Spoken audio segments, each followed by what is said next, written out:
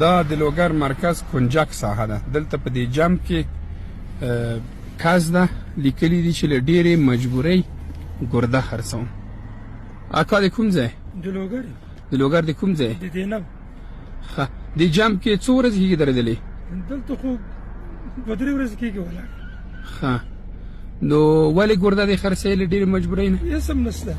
ما کور تلاش ټول کولی شي که دې ما په کور کې پاوړو پیدا کړه یو لرګی پیدا کړه چې څه وایي دوی دې ووایي چې ولې داسې کوې د بچو له لاسه ټول زاړي سبا یې شی هم نه ده څښلی.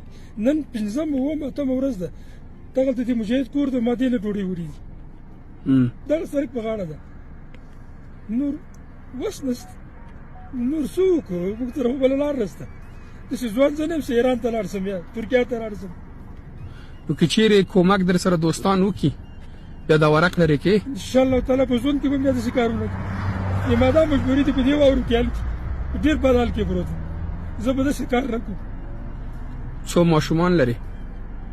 4 لورانې لرم یو وړکی زوی لرم یو کلن 2 سیاسرې لرم. کور دې خپل ده؟ نه یو مدرسه کې پراته یو داسې یخه مدرسه ده چې ډېره یخه مدرسه مهاجر له پاکستانه راغلي. څومره وخت کېږي راغلی له پاکستان؟ کال پوره کېږي کاډ مې جیب کې کال پوره کېږي. نور وس نه لرو. خدای دې ورحمېږي. دا د لوګر دروازه ده